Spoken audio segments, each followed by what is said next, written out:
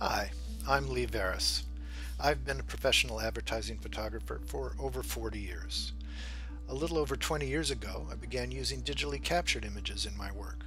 So half of my life has been in old school film photography and half has been living on the bleeding edge of digital imaging technology.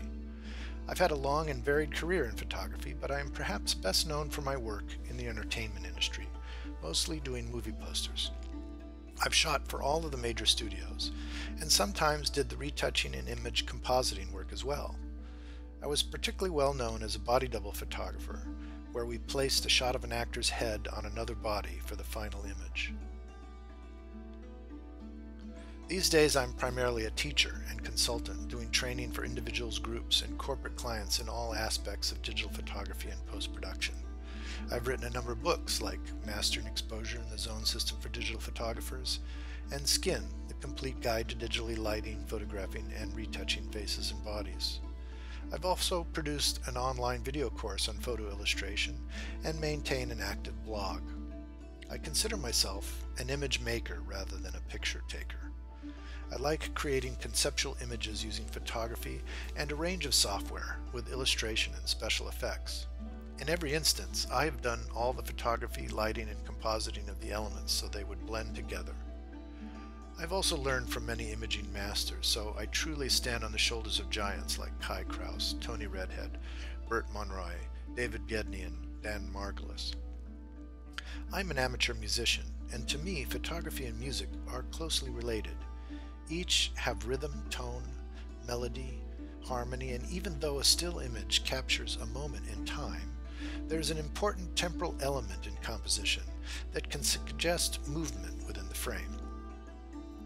I started off my career as a product photographer, and I developed an approach to still life photography that takes advantage of the unique properties of digital capture to build compelling images that could not be achieved without the computer as a partner in the process.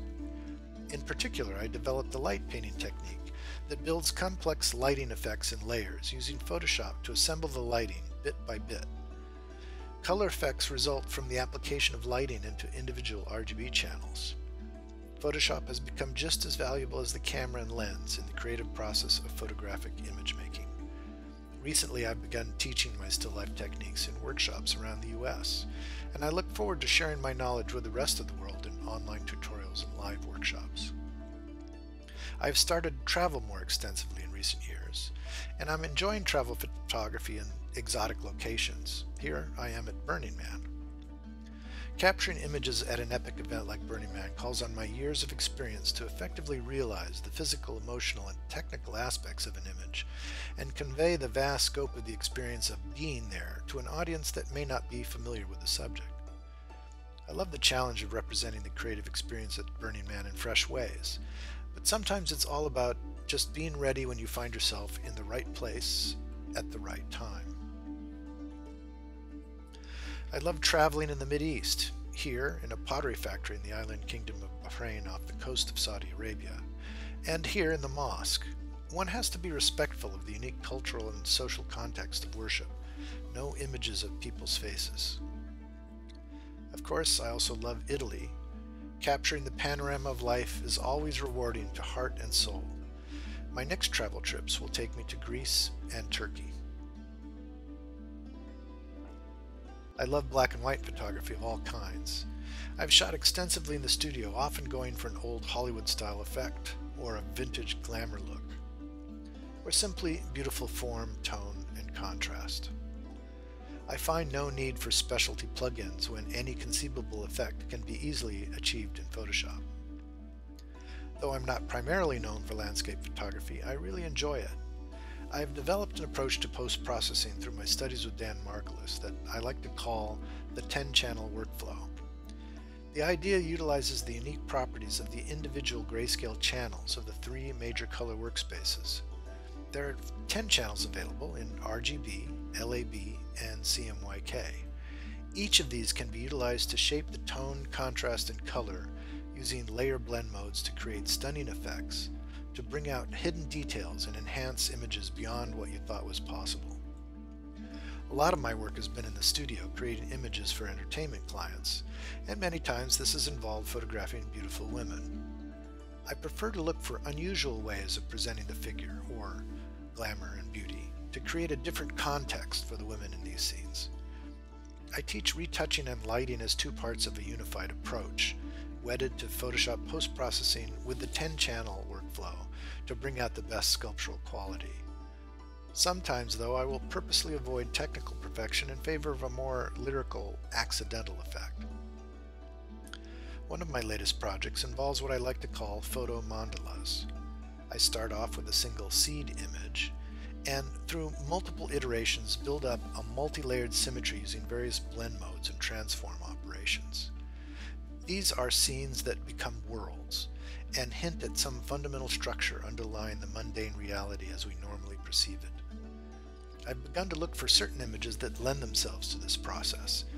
The end result is often a complete surprise, though now I can predict when an image will make a successful mandala.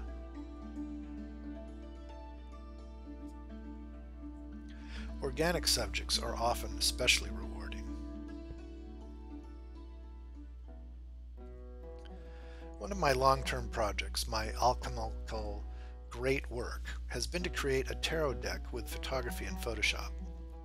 I have been working on this project off and on for the last 15 years. The imagery of the tarot deck has been evolving through extensive research, with each card containing a wealth of symbolic imagery. For me, the new imaging tools available allow for anything imaginable to be visually realized. Of course, with great power comes great responsibility.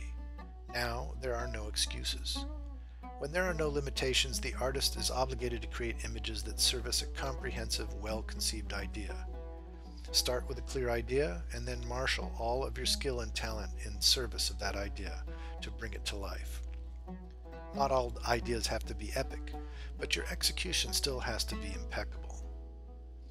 I have many technical skills I can teach, but I feel like my real mission is to develop the student's creativity.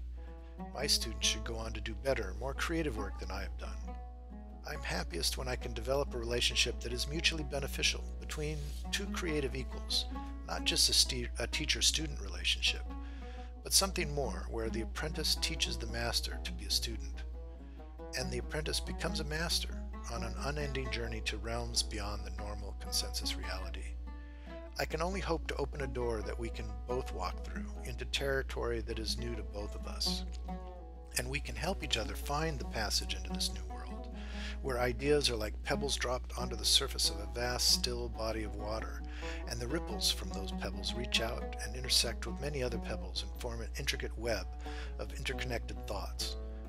This collection of thoughts, ideas, and visions creates the apparently manifest universe in an ongoing process. It's simply our job to tap into that and be witness to the unfolding. I hope you can join me